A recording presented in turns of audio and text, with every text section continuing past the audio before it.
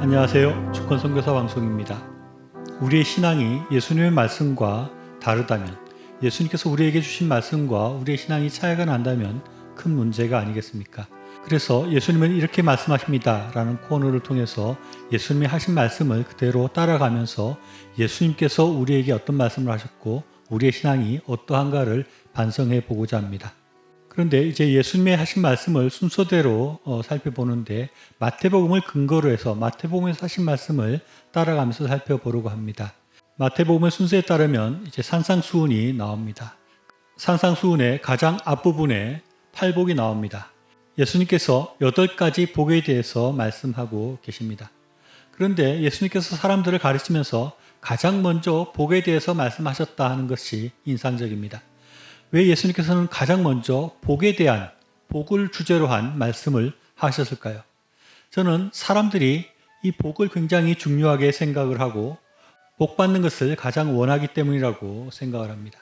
대부분의 사람들이 종교를 가지는 이유가 이 복을 받기 위한 것이고 또 종교를 통해서 얻고자 하는 것이 복을 구하고 복을 받는 것이라 생각할 수 있습니다. 예수님 당시에 예수님의 말씀을 들으려고 산 위에 모였던 사람이나 지금 우리들이나 예수님을 통해서 하나님을 통해서 복을 받는 것을 늘 고대하고 그것을 위해서 우리가 구하고 그것을 기대하고 살아갑니다. 우리가 하나님을 통해서 물질의 복, 건강의 복, 자녀의 복, 학업의 복, 또 출세의 복, 직업의 복, 많은 복들을 우리는 구하게 됩니다. 그래서 예수님께서 다른 것보다도 먼저 복에 대해서 말씀을 시작하시는 것이라고 볼 수 있겠습니다. 그런데 예수님께서 말씀하시는 복은 대부분의 사람들이 기대하거나 생각하고 있는 복과는 아주 다른 복이었습니다. 제일 먼저 심령이 가난한 자는 복이 있나니라고 이렇게 말을 합니다. 마태복음에는 심령이라는 말이 있지만 누가복음에는 그냥 가난한 자는 복이 있나니라고 말하고 있습니다. 그런데 이상한 것은 물질적으로 풍요롭고 많이 가진 사람이 복이 있다고 해야 될 텐데 예수님께서는 가난한 사람이 복이 있다라고 말씀하는 것입니다. 심령적으로 또 영적으로도 많은 것들을 가진 사람, 영적으로 풍성한 사람이 복이 있다고 해야 할 것 같은데 예수님께서는 심령이 가난한 자가 복이 있다라고 말씀하는 것입니다.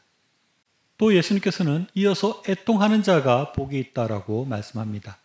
복이 있는 사람은 애통할 것이 없는 사람이 복이 있는 것이라고 우리는 생각하는데 예수님은 오히려 애통하는 사람이 복이 있다라고 말씀하고 있습니다.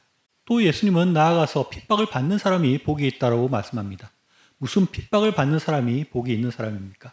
핍박 없는 사람 또는 누군가를 핍박할 위치에 있는 사람이 복이 있다고 우리는 생각하는데 오히려 예수님은 핍박을 받는 사람이 복이 있다고 말씀하고 있습니다.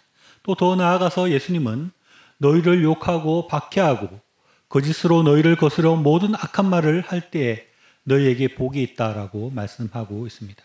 무슨 복이 이렇습니까?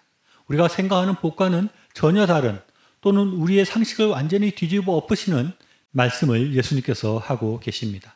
저는 이런 말씀을 보면서 예수님께서 말씀하시는 것은 우리의 상식과 세상의 일반적인 생각과는 완전히 다른 것을 예수님이 말씀하신다고 생각을 합니다.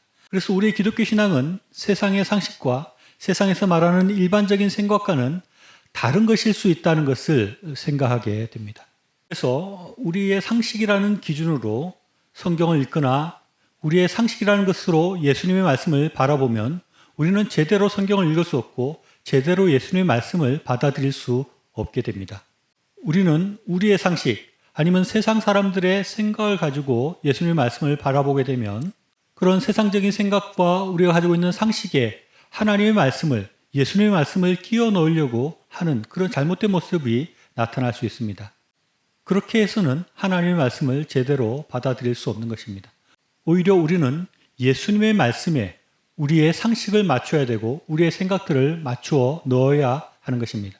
소위 말하는 일반 상식, 많은 사람들이 가지고 있는 보편적인 생각이 예수님의 말씀과 다를 수 있다는 것을 우리는 인정해야 합니다.